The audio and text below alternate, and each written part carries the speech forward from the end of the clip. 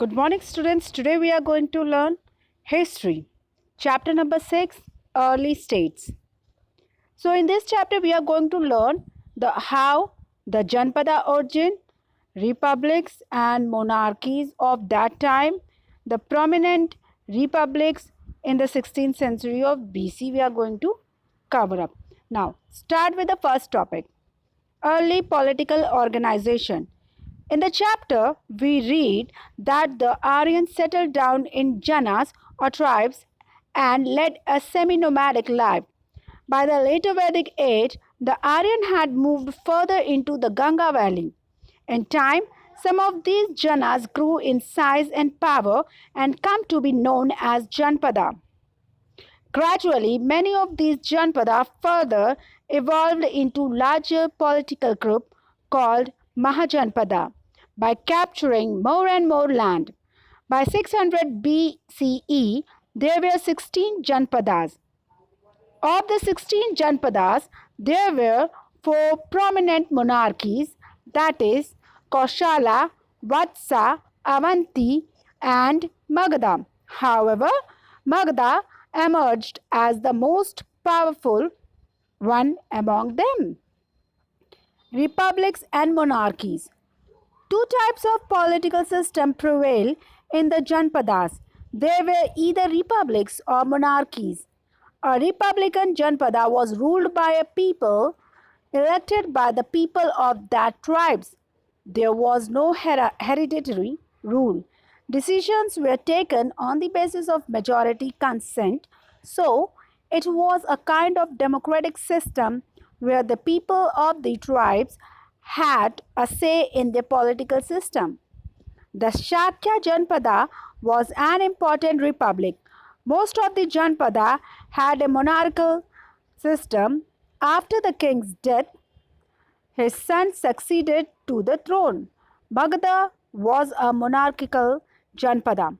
Magadha, the 16th Janpada, always fought among themselves to capture each other's territory. Magadha emerged as the most powerful. From 600 to 400 BCE, Magadha comprises the area of present-day Bihar and Jharkhand. The kingdom rose to prominence in 700 BCE and rapidly extended its frontier. Magadha had several advantages over the other Janpadas. It was situated in close proximity to rich deposit of iron ore in the area, which was used to make more effective tools and weapons. Rivers like Ganga and Bhagirathi provided ample water for irrigation and made soil fertile. These rivers also acted as the means of transportation for armies and equipments. The dense forest cover of the area provided timber for building cart, chariot, and houses. The forest also provided elephants, which were trained for use by the army. Magadha had thriving trade relations with other regions, including the south. Rulers of Magadha. The Buddhist Chronicle of Sri Lanka, the Puranas, and various Buddhist and Jain chronicles are our source for the history of Magadha. They shed light on the main rulers and their policies. Bimbisar. Bimbisar was the first prominent ruler of Magadha and founder of the Haryanka dynasty. He was contemporary of Lord Buddha and was greatly influenced by them. Under his reign, Magadha rose to great height. His capital was at Rajagiraha. Bimbisar used marriage alliance, military conquest, and diplomatic relations to strengthen his position. He married a princess from Kosala who brought Kashi as a part of her dowry. He also married princesses from Vaishali and Madara, thus forming friendly alliance with those states.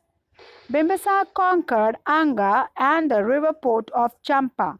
He used diplomatic relations to secure the cooperation of the rulers of Avanti and Gandhar. Ajat-Shatru. Bimbisar was succeeded by his son Ajat-Shatru. He is known to have been a cruel king. tried to suppress the rise of Buddhism and Jainism. He shifted his capital to Patliputra, situated at the junction of the river Ganga, Sarayu, and Son, to facilitate his wars of conquest. Jain texts mention that Ajatshatru used two new weapons in wars, a catapult and covered chariot with swinging mace. The rulers who succeeded Ajatashatru were weeks.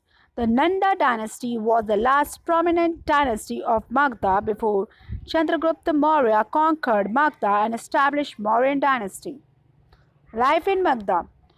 Position of the king had absolute powers as sanctioned by the Brahmins. The king in turn held the Brahmins in great respect. He performed sacrifices such as the Ashwamedha Yajna to establish his supremacy. He ruled with the help of other officials such as the Senani and Amatyas. The king had the right to collect taxes. These taxes were spent on paying salaries to the officials and soldiers in armies. The king had to maintain a huge army as the Janpada were always fighting with each other, building roads, wells, and canals for the benefits of the people, supporting the Brahmins by paying them for their religion service, forfeiting the capital against invention. Society remained divided into four main varna: Brahmin, Kshatriya, Vaishya, and Shudra. The first three classes enjoyed all the privileges. The Brahmin framed law which the rest of the society had to follow. The position of the Shudra remained inferior to others. Intercaste marriage were not permitted. Child marriage, polygamy were common, and women continued to have a lower status in the society. They were expected to serve the men. The system of Varnashrama, or the four stages in a man's life, was followed rigidly. Religion. Brahmanism was the dominant religion. The Brahmins conduct all the ritual and ceremonies in Sanskrit, a language not understood by the common people. The yajnas or sacrifices were very expensive. The common people, especially the poor, felt sidelined and resented this. This paved the way for rise of Buddhism and Jainism. Economic conditions. Agriculture was the main source of revenue for the state. Wheat, rice, cotton, sugarcane, vegetable, and oilseed were the main crops grown. Rice was the staple food. The peasant had to pay 1/6 of his produce to the king. This was called bhaga or share. In the beginning, taxes were collected in kind in the form of products or service. Artisan and craftsmen also had to pay taxes. A weaver or blacksmith would work for the king one day every month. Later, this barter system changed and coins of silver, copper, and gold were issued by the state. Taxes were levied on traders. Hunters also had to pay taxes in kind with some part of their hunts. When coins were introduced, taxes were collected in cash. Artisans and craftsmen organized themselves into guilds. These professions were hereditary. Trade. The introduction of coinage provided a boost to trade. People settled near market centers to trade. These trade centers developed into cities. Patliputra, Ayodhya, Mathura, Vaishali were important cities. Rivers were also used as trade route.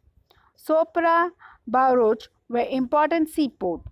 The chief article of trade were silk, muslin, ivory, jewelry, and perfume. Education. The Gurukul system of education continued. Important centers of learning were Kashi, Ujjain, and Takshila. Patliputra, which is modern day Patna, was a center of excellence in the field of education, commerce, art, and culture.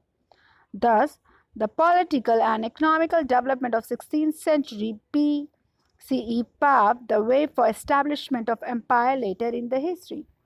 That's all for today. Have a good day. Have a nice day.